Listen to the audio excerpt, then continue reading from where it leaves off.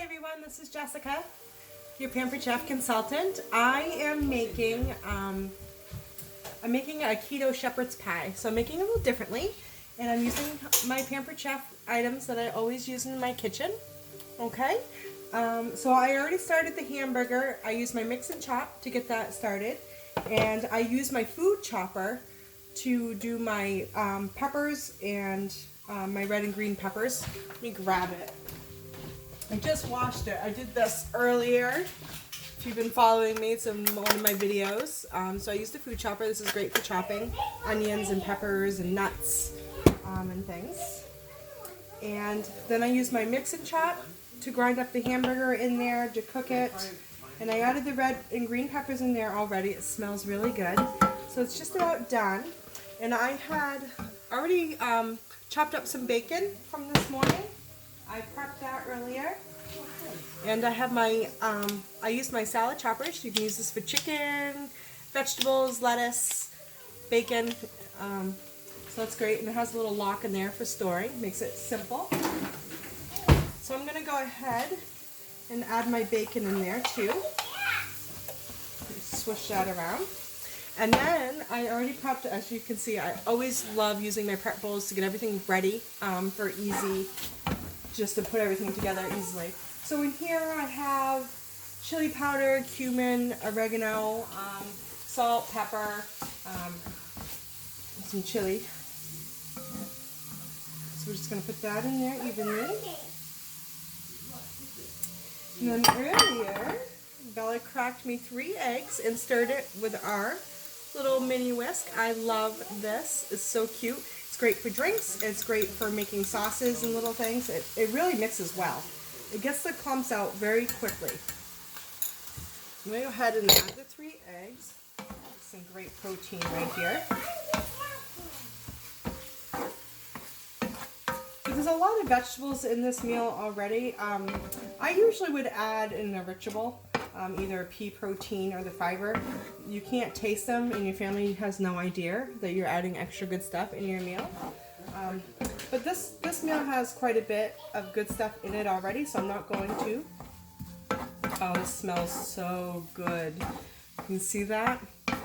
Here's some, can you smell that too? If only we could do that, huh? All right, this looks great. So I'm gonna put this aside. So what I'm gonna do once I'm gonna do the cauliflower, which is like your potato on top, but it's cauliflower instead. So instead of doing it like the recipe, because this isn't a Pampered Chef recipe, the book tells me to boil my cauliflower and mash it and all that. But, oh, and I got my little mini grips that I also like using this. So I'm just gonna move that aside off the burner for now. I got my oven already done, preheated. So I will put the cauliflower puree on top, and that will go right in the oven. That's what's great. And this can these cast iron skillets can also go into the oven, the grill, stove top, and I wanted to show you. There's also a smaller size, a 10-inch, and then there's these little 5-inch cuties. You can take them for camping, make little eggs, cookies, and s'more dip, and all kinds of goodies in there. So they're very cute. Right now, for the 10 and 12-inch, it's on sale as a set for $99. That sale is going to be going away by August as a set anyway, a set sale. So you want to get your hands on that if you can.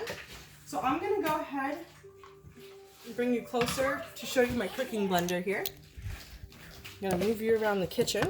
The kitchen's not very big. I don't want to put you on the burner. Let's see if I can get you to stay right there. There we go. Sorry about that. All right.